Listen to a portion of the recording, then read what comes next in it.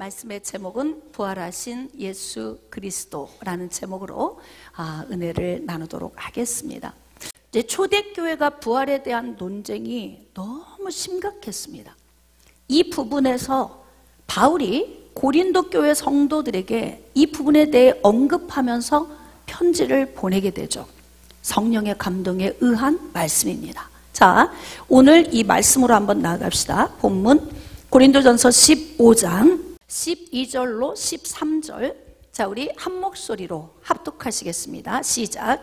그리스도께서 죽은 자 가운데서 다시 살아나셨다 전파되었거늘 너희 중에서 어떤 사람들은 어찌하여 죽은 자 가운데서 부활이 없다 하느냐. 만일 죽은 자의 부활이 없으면 그리스도도 다시 살아나지 못하셨으리라. 아멘. 우리가 그냥 잊고 지나갈 수 있는 말씀이지만 여러분, 바울은 굉장히 영적으로 탁월한 사람입니다. 그래서 바울이 쓴 말씀 가운데 그 한 절 한 절 속에 녹아들어져 있는 신학적인 요인을 우리가 거기서 찾아내야 되는 거예요. 고린도 교회 성도들의 부활 분쟁 문제에 대해서 바울이 지금 다루고 있는 내용을 보니 죽은 자 가운데서 다시 살아나셨다 전파했는데 왜 어떤 사람은 믿고 어떤 사람은 믿지 않느냐, 왜 부활이 없다고 논쟁을 하느냐. 자, 그 다음 말씀이 굉장히 중요해요. 13절. 만일 죽은 자의 부활이 없으면 그리스도도 다시 살아나지 못하셨으리라. 놀랍지 않나요? 그냥 읽으면 별 의미 없을 것 같은데 저는 여기에서 바울의 방대한 신학을 잊게 되었습니다. 자, 만일 죽은 자의 부활이 없으면 이 말씀은 뭐예요? 이 땅에 태어나고 죽은 모든 사람들에게 뭐가 있다는 거예요? 부활이 있다는 거예요. 부활. 이 땅에 태어나고 죽었던 모든 사람들에게 부활이 있다. 바울이 깨달은 거죠. 자, 죽은 자의 부활이 없으면 이라고 하는 전제예요. 죽은 자의 부활이 있다, 그 이야기예요. 그것이 있기 때문에 예수 그리스도도 부활하신 것이다. 아멘. 자, 그러면 이 말씀을 좀 더 깊이, 죽으심과 부활이 왜 필요했나요? 죄를 사하시기 위해서. 죄인들의 죄를 사하시기 위해서 예수님이 십자가에서 피를 흘리셨습니다. 그 피가 인류의 죄를 사하신 거예요. 자, 그런데 죄를 사하신 이 은혜가 어디까지 갔냐면 영원한 생명을 얻게 하는 은혜까지 간 거예요. 그래서 부활이 필요했던 거예요. 그런데 하나님께서 창세기 3장 15절에 여자의 후손을 설정해 놓으셨을 때, 이때 저주에 빠진 인간들을 구출하기 위한 하나님의 놀라우신 계획이었습니다. 그런데 그 하나님의 놀라우신 그 계획 안에 무엇이 들어있었냐면 믿음이라고 하는 요인이 들어있었다는 거예요. 하나님의 프로젝트 안에 여자의 후손을 보내셔서 마귀의 머리를 깨뜨려 부순다? 그 계획 안에 예수 그리스도의 죽으심과 부활이 들어있는데, 예수 그리스도를 부활케 하시고자 했던 목적이 뭐냐면 죽은 자들이 다 부활해야 하기 때문이라는 거예요. 그러니까 하나님께서 창세기 3장 15절에 여자의 후손을 계획하실 때 이 땅에 태어나고 죽었던 모든 사람들의 부활이 언제 계획이 되어 있었다? 여자의 후손에 대한 약속의 말씀을 주실 때 이 땅에 태어나서 죽은 모든 사람들에 대한 부활이 이미 계획되어 있었다는 거예요. 다시 이 말씀을 다시 한번 묵상해 볼까요? 만일 죽은 자의 부활이 없으면 그리스도도 다시 살아나지 못하셨으리라. 죽은 자의 부활이 먼저 설정되어져 있었고 예수 그리스도는 죽은 자의 부활의 첫 열매가 되신 분이시다. 그러니까 우리는 이미 죽은 가운데에서 부활할 수 있는 존재로 하나님이 계획을 세우셨기 때문에 모든 사람 안에는 부활이 있다. 바울은 이렇게 소개하고 있는 거야. 예수 그리스도의 부활을 목도하지 않았어도 하나님이 죽은 자 가운데에서 예수님을 살리셨던 목적은 세상에 태어나서 죽은 모든 자들의 부활을 설정해 놓으셨기 때문이라는 거예요. 자, 그러면 죽은 가운데에서 살아나신 그 예수님의 그 부활의 그 은혜는 영생을 의미하잖아요. 영생, 영원히 사는 거예요. 그러니까 죄를 없이 하시고 죄 가운데서 건짐받은 인간은 어떻게 사냐면 영원히 사는데 어떻게 산다? 에덴에서 저주받기 이전의 모습으로 산다는 거예요. 그러면 뭐가 필요해요? 땅속에 들어가서 흙먼지가 되어버린 우리의 존재가 어떻게 돼야 되는 거예요? 다시 일어나야 되는 거예요. 그래서 바울이 깨달은 이 복음의 진수, 그 은혜가 바로 뭐냐면 하나님께서 예수 그리스도를 준비해 놓으시고 계시하셨던 그 원시 복음의 자리로 돌아가 보면 하나님은 이미 죽은 자의 부활을 계획하고 계셨다. 우리 모든 사람은 마지막 날에 다 부활을 합니다. 여러분이 믿어지셨으면 좋겠습니다. 믿어지시기를 축복합니다.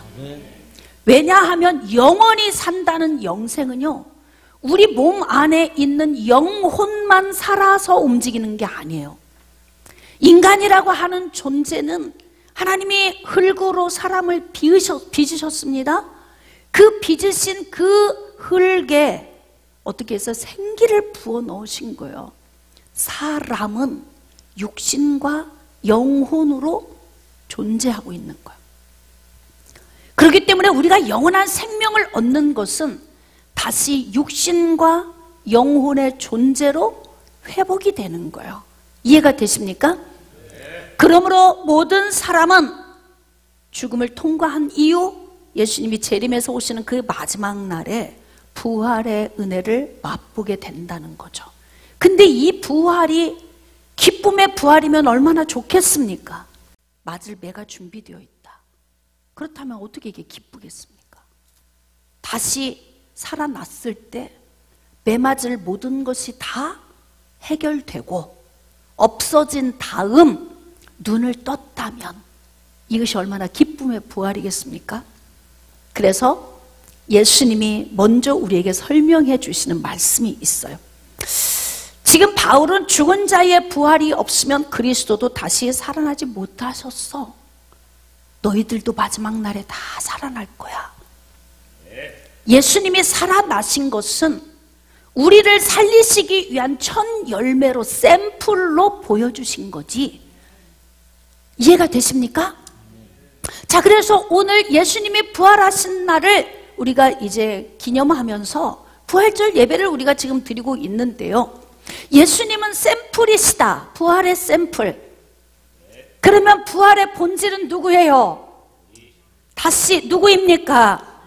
그러니까 우리를, 즉 나를 부활케 하기 위해서 예수님을 먼저 샘플로 보여주신 거라 이 말이에요. 그러니까 하나님의 그 놀라우신 계획이 오늘 우리 안에 감동으로 와야 된다는 겁니다. 예수님께서 유대인들에게 하신 말씀이 있어요.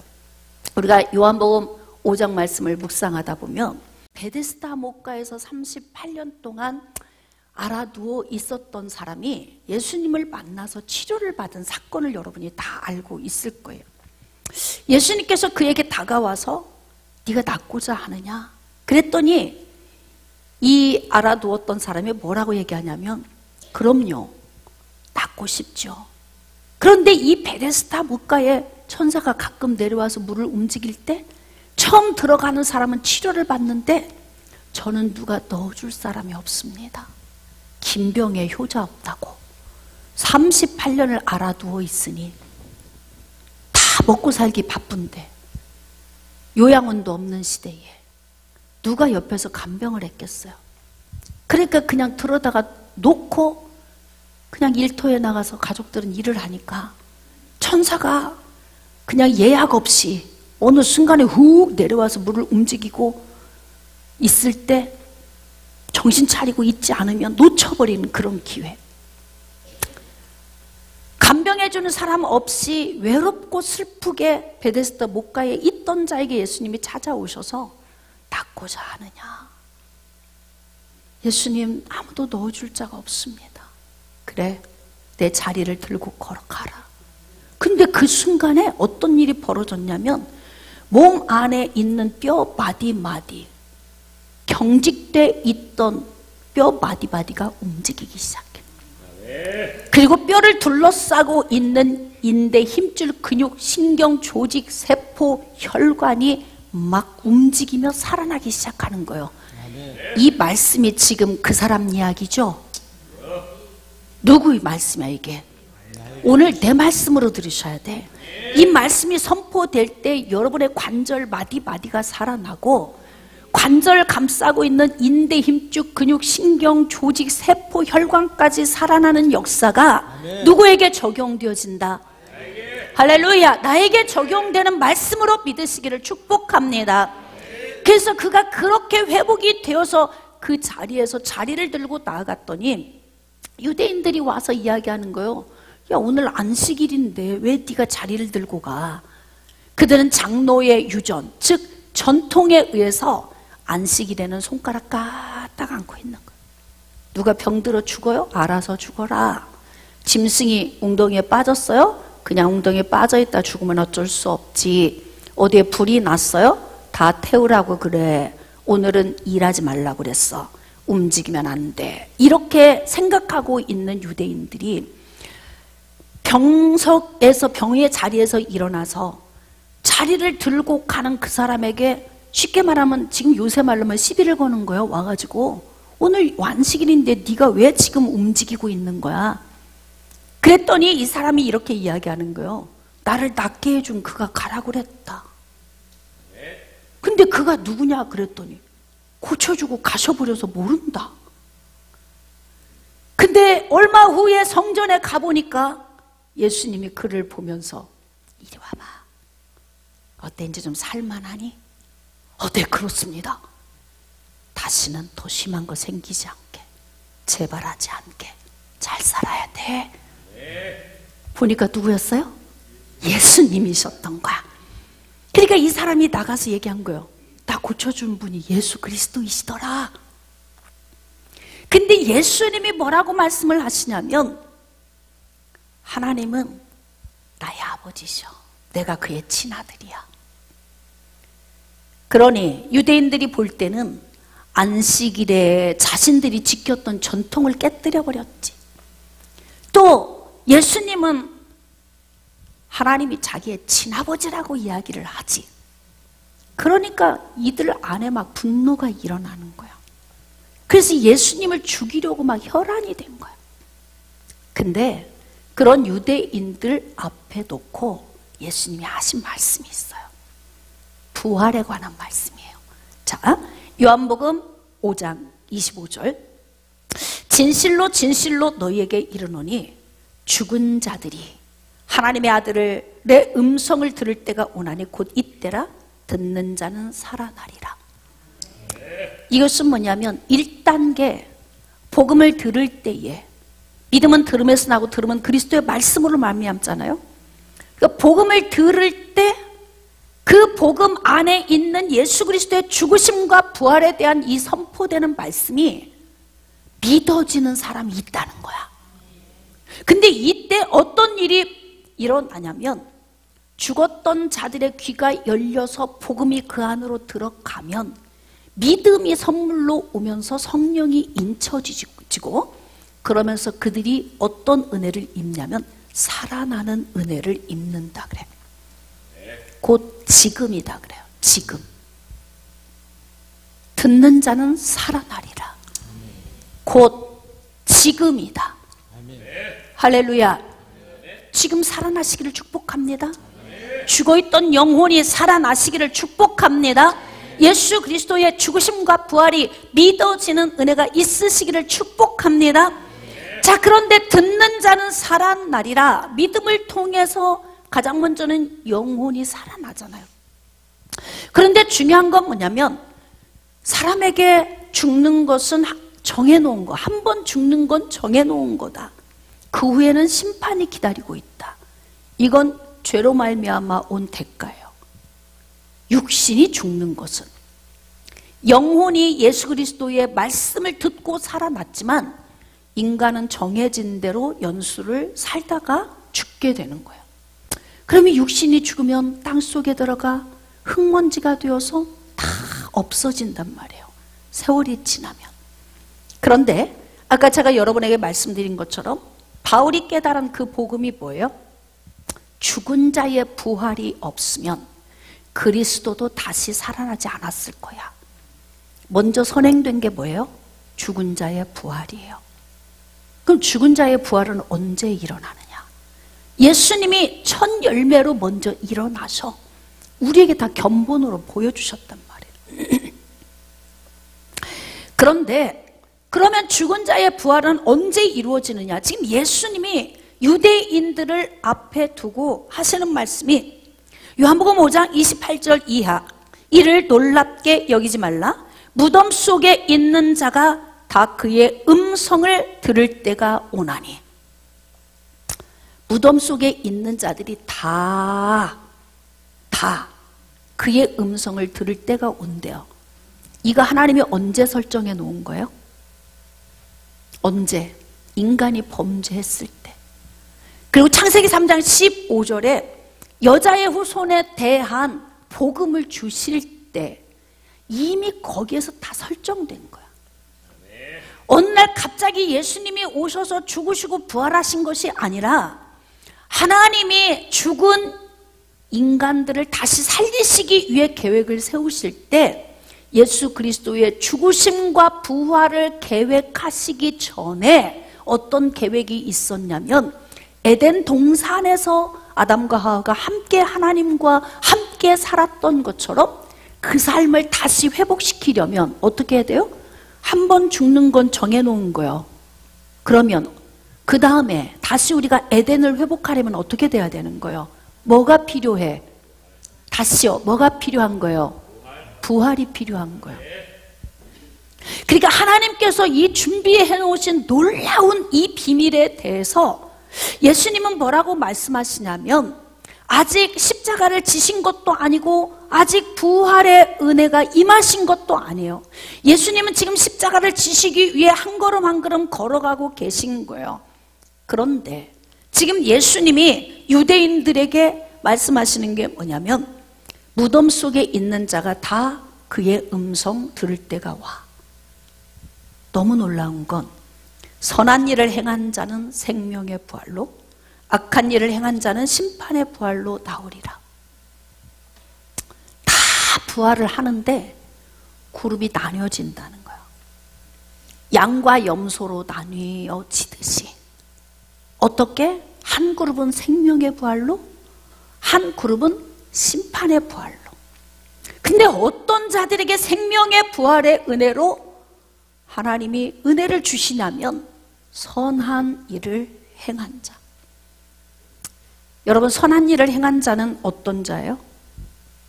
좋은 일을 많이 하면, 다른 사람에게 돈을 많이 투자해서 힘든 사람을 많이 도와주면, 마음 아픈 사람을 많이 어루만져주면 뭐가 선한 일이냐 이 말이에요.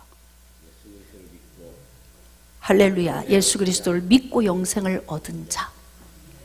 이것을 우리가 신학적으로 표현을 한다면 세상에 선한 이는 하나님 한 분뿐이잖아요. 그러면 이 땅에 있는 죄로 말미암아 죽은 가운데서 태어난 죄인인 인간이 선한 일을 행할 수 있나? 없지요. 그러면 어떤 자가 선한 일을 행하다 죽은 것이냐?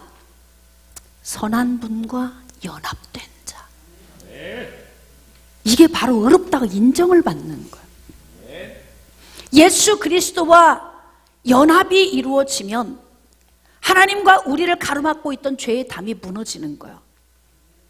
그래서 우리가 하나님을 내 아버지라고 부를 수 있는 거예요.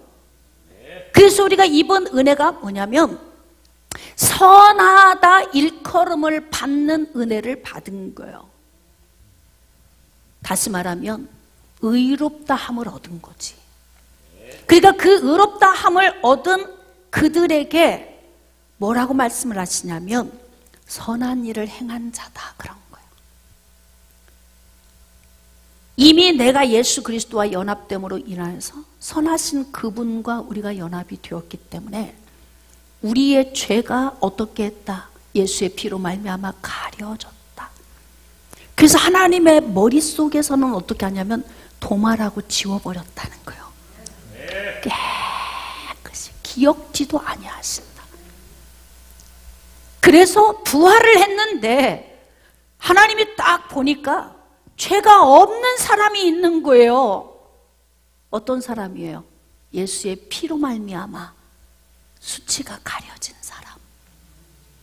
이 사람이 어떤 부활이에요? 생명의 부활을 얻은 자이다. 모든 사람은 다 일어난다는 거야. 하나님이 창세 때 설정해 놓았어요. 너무 놀랍잖아요, 그 비밀이. 어쩌면 똑같은 말씀을 또 전하고 또 전해도 하나님의 말씀의 깨달음은 한도 끝도 없는 것 같다. 저도 놀라는 거예요. 늘 하나님의 말씀을 증거할 때마다 야, 정말 하나님의 말씀은 신묘막측하다. 오늘 깨닫지 못한 말씀을 내일 깨닫게 하시고 그 다음 5년 후 10년 후에 더 깊은 은혜를 깨닫게 하시는 그 은혜. 그러니까 바울이 이렇게 성령의 능력 안에서 이렇게 신비한 하나님의 놀라우신 은혜를 다 깨닫고 나니까 어떻게 하냐면 나의 달려갈 길을 마치고 믿음을 지켰으니 이제부터는 의의 면류관이 나에게 준비됐다. 난 선한 싸움 싸우고 이제 도착지 도착한 거야. 이 말을 할 수 있도록 살았던 이유가 뭘까요? 비밀을 깨달아서 그런 거예요. 이 비밀을 안전하면 견딜 수가 없는 거예요. 내가 훌륭해서? 아니에요. 다른 사람보다 좋은 일을 많이 해서 아닙니다. 다른 사람보다 더 마음의 인품이 잘 준비가 돼서 아니에요. 바울이 다른 사람보다 뛰어난 게 뭐였겠어요? 똑같아. 재료가 똑같은데 어떻게 다르다고 말할 수 있겠어요? 똑같은데 중요한 건 성령의 감동에 의해서 바울은 너무나 놀라운 비밀을 깨달은 거예요. 자기 자신을 내어주기까지 죽기까지 헌신하면서 선한 싸움에서 포기하지 않고 어떻게 하느냐? 경기를 치르는데 법대로 치르며 갔다는 거예요. 정도의 길을 가면서. 그러니까 바울이 깨달은 그 깨달음 다 이 편지에 일일이 다 기록할 수 없는 그 방대한 비밀을 지금 이 시대를 살고 있는 우리가 캐내야 돼. 그것을. 감자와 고구마가 땅속에 막 이렇게 줄기 있잖아요. 하나만 다 캐서 먹고 다 캐서 먹었다. 그럼 너무 아깝죠. 그 밑에 많은 열매들이 있는데 그렇게 하려면 어떻게 해야 돼요? 포크레인으로 훅 떠서 뒤집어 엎어야 돼.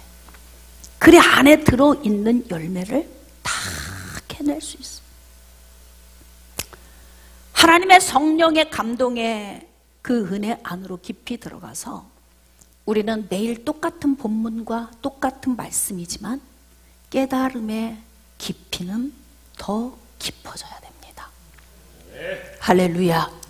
그러므로 오늘 우리가 부활에 관한 찬양도 많이 불렀고 보혈을 지나서 아버지 품으로 가는 그 믿음이라고 하는 요인을 이루시기 위해 죽으시고 부활하신 그 예수님의 사랑을 우리가 노래를 했는데 단순히 작년에 드렸던 부활절 예배, 또 올해 드리는 부활절 예배, 내년에 드리는 부활절 예배, 습관적인 그런 예배가 아니라 이 예배 가운데에서 우리에게 주시는 그 비밀하고 크고 놀라운 것들을 더 깊이 깨달아 땅속에 묻혀 있는 채 캐내지 못한 열매를 우리가 그 땅을 파일궈서 그것을 다 캐내는 것처럼 저는 여러분들의 예배가 깊어지시기를 축복합니다.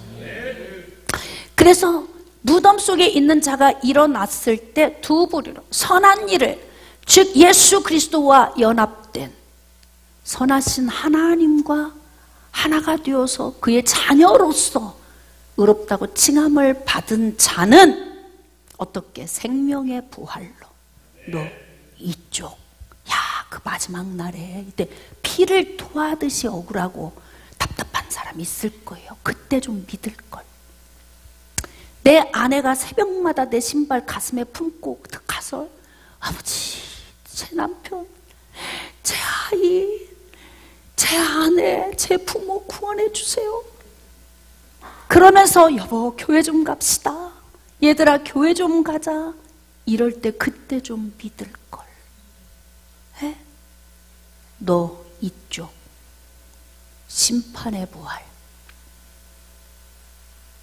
네 죄가 낱낱이 내 눈에 다 보여. 그래서 하나님이 그 죄를 다 들추어내시는 거예요. 생명의 부활의 자리에 앉은 자들이 죄짓지 않았나요? 이들과 특별히 다른 삶을 살았나요? 죄송해요. 이쪽으로 손이 자꾸 가서 이게 또 심판의 부활 쪽에 오늘 잘못 앉았네. 주일날 이제 그냥 들으시기 바랍니다. 근데 중요한 건 있잖아요. 다른 삶을 살지 않았어요. 다른 것이 있다면 단 하나, 예수. 그분의 죽으심과 부활이 믿어지는 은혜를 입은 자였다. 우리는 특혜를 입은 자였다.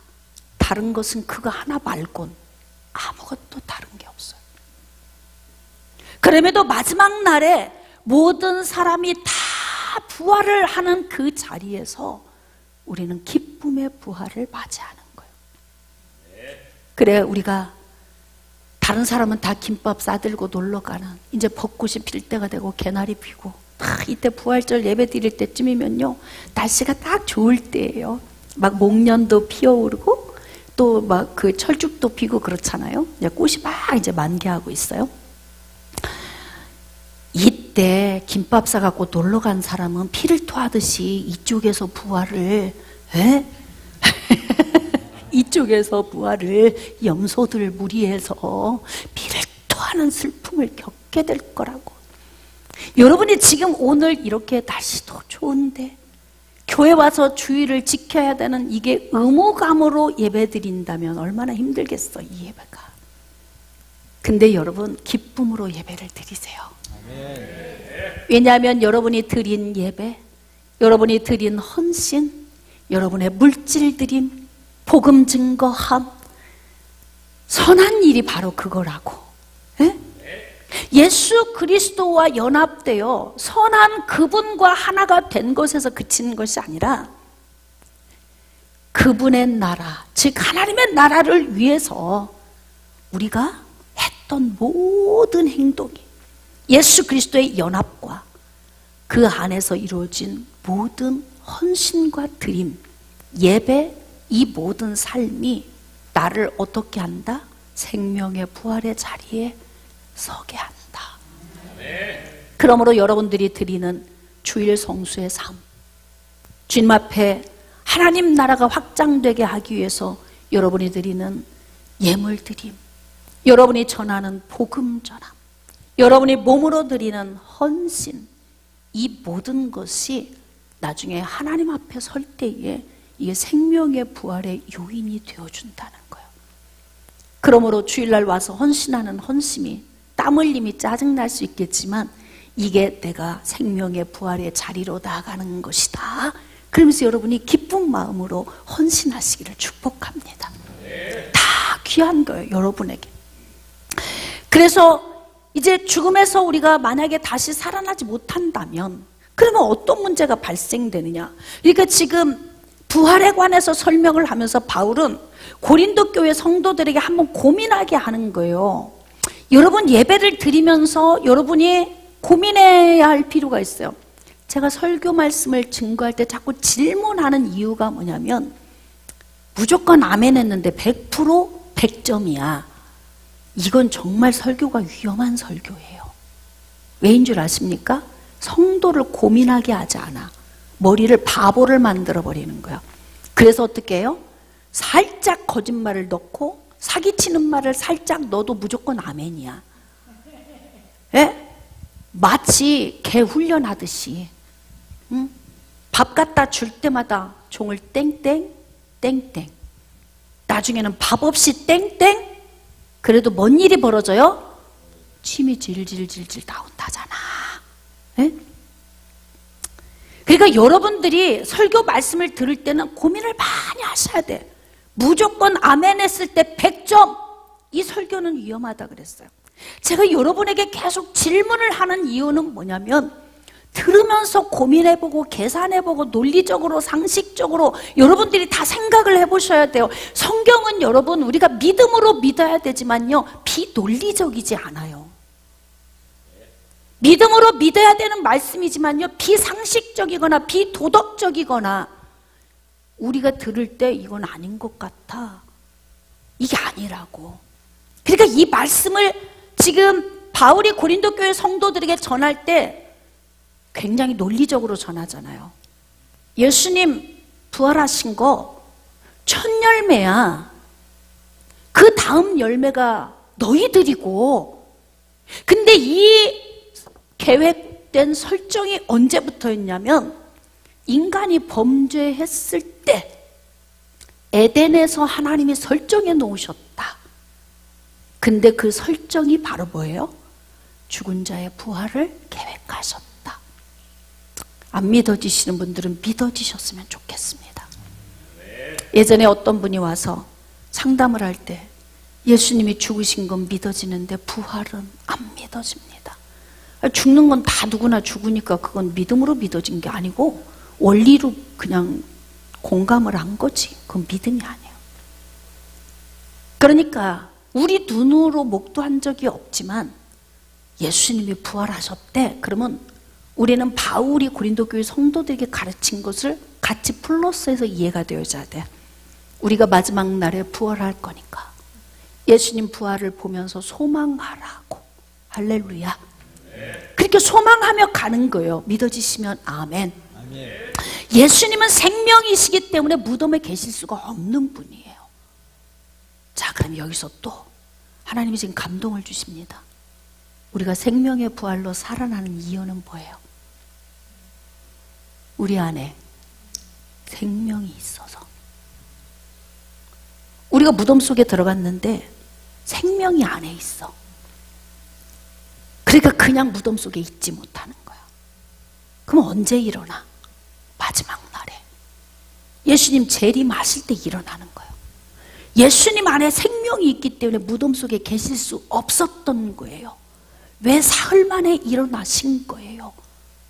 미리 첫 열매로 견본으로 보여주신 것이다. 그러니까 철저하게 예수님은 희생이에요. 누가 주인공인 것 같아요? 예수님이 주인공인 것 같아? 내가 주인공인 것 같아? 나를 구원하기 위한 계획을 세우셨고, 나를 구원하실 때 말씀을 듣고 영혼이 살아나게 하시고, 마지막 날에 모두 부활을 하게 하시되 생명의 부활로 우리를 인도하실 이 큰 프로젝트를 준비해 놓으시고, 우리 앞서가신 예수님이 그걸 표본으로 보여주셨어요. 누가 주인공이에요? 내가 주인공이에요. 그렇게 우리가 귀한 존재라고. 누추하게 살지 맙시다. 어지간하면 훅 날려버려. 어떻게? 다시 시작. 훅. 다시 손이라도 좀 해보셔봐 이렇게. 그러면서 여러분 안에, 그래, 나는 부활하는 사람이야. 생명의 부활체야. 나는 내 안에 생명이 있어서, 내가 비록 죽어서 무덤 안으로 들어가지만 내 안에 생명이 있기 때문에 언젠가는 이 싹이 나. 그러면서 어떻게 하는 거예요? 지금 여러분 막 쑥도 나고 나물도 나오고 막 나무에 다 이렇게 싹이 나고 그러잖아요. 그게 그 안에 생명이 있어서 나오는 거라고요. 근데 그게 아무 때나 나오는 게 아니에요. 때가 돼야 나오는 거예요. 우리 안에 생명이 있으니까 언제? 마지막 날에. 그때 우리가 다시 이제 생명체, 생명의 부활로 살아난단 말이에요. 그래서 어떻게 누추한 삶을 어떻게 하자? 시작. 네. 3명이 안 하셨어. 네, 다시. 그래서 느추한 삶을 어떻게 하자? 훅! 날려버려. 아멘. 이게 부활신앙인 거예요. 부활의 소망을 갖고 살면요, 느추한 삶을 어쩔 수 없어요. 문제는 오는 거고요, 아픔도 오는 거예요. 쇳덩어리들이 뭐 살면서 뭐 그래 인생이 그렇게 윤기 나겠습니까? 매일같이 지지고 볶는 인생의 삶이 우리에게 오는데 어떻게 하자? 느추한 삶은 날려버리고 살자. 할렐루야. 응? 그러므로 자, 우리가 만약에 죽음에서 다시 살아나지 못한다면 우리의 신앙생활은 헛것이다. 이렇게 지금 얘기해요. 자, 고린도전서 15장 17절 이하. 그리스도께서 다시 살아나신 일이 없으면 너희의 믿음도 헛되고 너희가 여전히 죄 가운데 있을 것이요. 그러니까 예수 그리스도가 부활하신 것은 우리의 믿음을 완전하게 하기 위한 거라는 거예요. 그러니까 우리가 예수 그리스도의 부활을 믿으면서 가는 건 뭐냐면 결국 예수 그리스도의 부활을 통과해서 마지막 날에 부활할 나를 바라보게 하는 거예요. 깨달아지시면 아멘.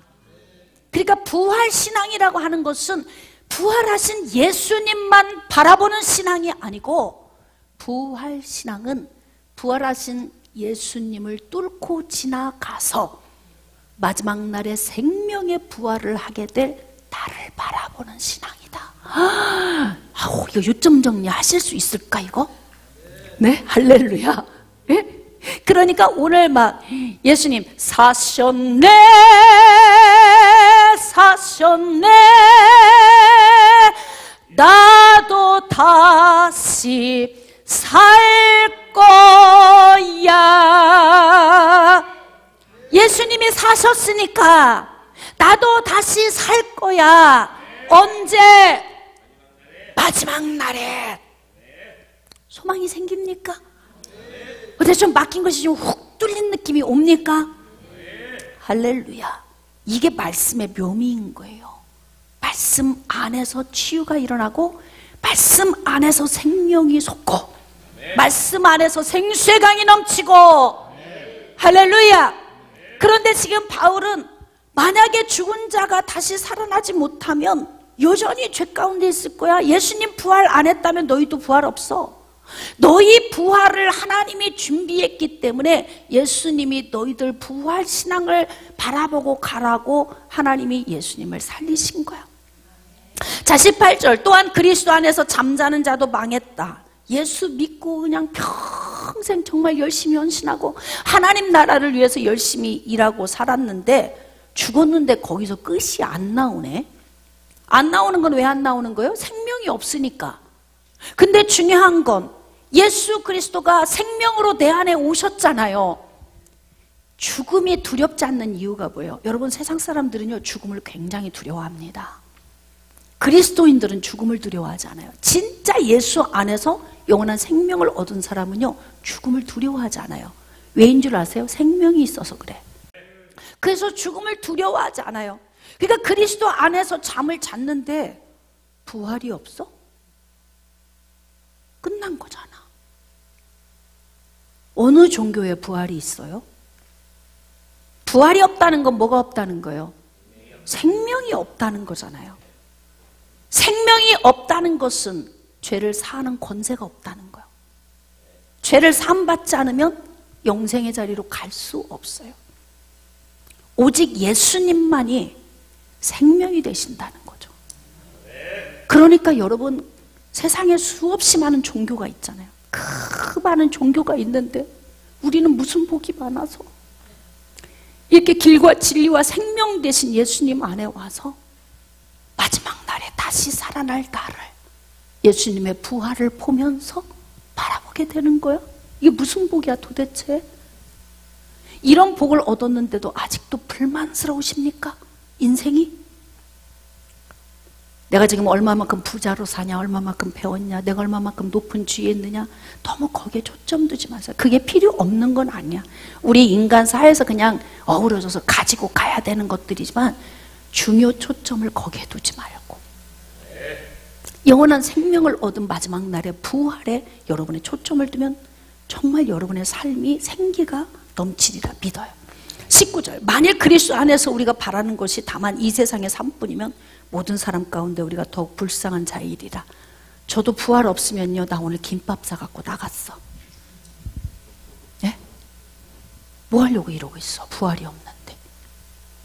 그냥 세상에서 즐기다만 가면 되는 거예요. 왜? 끝이니까. 그 다음이 없으니까요. 근데 그렇게만 살다 가면 어떤 문제가 되냐면 이쪽 왜? 심판의 부활, 피를 토하듯이 아파해야 되는 심판의 부활. 제 말이야. 예수 믿는다고 어지간히 내가 핍박하고 박해를 했는데 저렇게 생명의 부활의 자리에 갔어. 이때 피가 거꾸로 솟지 않겠어요? 생각해 보세요. 어떻게 사실 거예요, 여러분? 우리의 신앙의 초점을 부활 신앙에 둬야 돼. 우리는 불쌍한 자가 아니에요. 왜? 예수님이 부활을 샘플로 보여주셨어. 그러니까 예수님이 부활하셨으니까 누구도 부활한다. 이거 확신이 와야 되지 않아요? 예수님이 부활도 안 했는데 너희들 부활한다 그럼 믿어져 안 믿어져? 확신 안 온다고. 근데 예수님이 먼저 부활하시고 마지막 날에 내가 너희들 다시 다 살릴 거야. 믿어져 안 믿어져요? 믿어지잖아. 왜 그래요? 예수님이 먼저 부활하셨으니까. 천 열매로 예수님을 부활하게 하신 이유가 바로 뭐냐면 그 부활을 보고 나의 부활을 소망하게 하기 위한 거라는 거예요. 자, 그러므로 결론을 짓도록 하겠습니다. 그리스도께서 다시 살아나지 아니하였으면 우리가 전파하는 것도 헛것이고 믿음도 헛것이에요. 근데 예수님이 살아나셨잖아요. 그러니까 우리의 전파하는 게 얼마나 가치가 있어. 그리고 우리의 믿음이 얼마나 귀한 것입니까? 그러므로 여러분의 신앙을 무가치하게 여기지 마세요. 할렐루야. 여러분의 신앙을 가치 있게 여기고 귀하게 여기셔야 돼요. 그리고 우리는 불쌍한 자가 아니라, 세상 사람들은 예수 믿는 사람들 고리타분하다, 뭐 세상하고 분리되어 사니까 뭐 저들 참 인생 재미없이 산다, 그렇게 말하지만 그들한테 이렇게 말하세요. 마지막 날에 두고 봅시다. 두고 봅시다. 피를 토하게 될 겁니다. 내가 기쁨의 부활, 생명의 부활의 자리에 있을 때 마치 부자와 거지 나사로의 그 기록된 말씀을 보면은, 부자가 음부에서 복이 있다. 그냥 거지로 있었던 나사로가 손끝에 물 한 방울만 묻혀서 떨어뜨려 줬으면 좋겠어. 그 심정이 어떤 심정일 것 같아? 에? 집 앞에서 얻어먹고 있던, 예수 믿었던 그 거지 나사로를 보면서 피가 거꾸로 솟을 거야 아마. 그러니까 이제 자, 오늘 말씀을 좀 정리합시다. 예수 그리스도가 부활한 것이 우리에겐 기쁨이에요. 기쁨입니다. 왜일까요? 여러분이 한번 대답해 보실래요? 예수 그리스도가 부활하신 것이 우리의 기쁨인 이유가 무엇일까요? 할렐루야. 요지를 다 깨달으셨네. 나도 부활하니까. 그래서 기쁜 거야, 이 부활이요. 여러분, 죽는 날까지 이 부활신앙 소유하고 이 부활신앙 안에서 기쁨으로 주님께 올려드리는 삶을 사시기를 주님의 이름으로 축복합니다.